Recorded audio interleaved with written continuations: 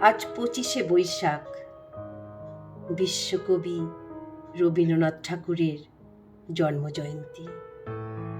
সশ্রদ্ধ প্রণাম জানিয়ে লেখক অংশুমান করের লিখিত কবিতা রবীন্দ্রনাথ নিবেদন করছি।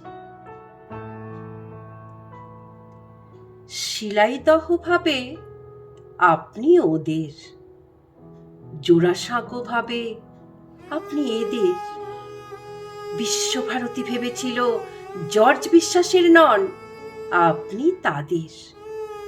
রবীন্দ্রনাথ, আপনি আসলে কার? যুদ্ধের সময় ট্রেন্চের মধ্যে শেষ নিঃশ্বাস নেওয়ার আগে এক তরুণ কবি ভেবেছিল আপনি তার। বক্তৃতার মাঝে আপনি যখন হঠাৎ মাথা উঁচু করে দাঁড়ান, তখন এক মুহূর্তের জন্য হলেও মন্ত্রী ভাবেন আপনি তার। নতুন বৌঠান কি কোনোদিনও ভেবেছিলেন আপনি তার রানু?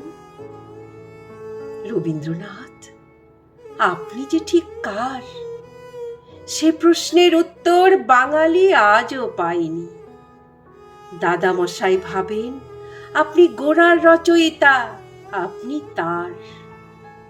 বাবা ভাবেন আপনি বানিয়েছেন শ্রীনিকেতন, আপনি তার। মা ভাবেন আপনার সুরেই বেজে উঠেছে ওর বীণা, আপনি তার। ভীরু কিশোরী যে মুখ ফুটে বলতে পারেনি, শুধু চিরকুটে লিখে দিয়েছে, হাতখানি ওই বাড়িয়ে আনো, দাও গো আমার হাতে, ধরবো তারে, ভরবো তারে, রাখবো তারে সাথে। সে মনে করে আপনি তার। আর কফি হাউসে টেবিল চাপড়ে রাগী তরুণ ঘোষণা করে আপনি আসলে মাত্রাবৃত্তের। যতজন বাঙালি ততজন রবীন্দ্রনাথ।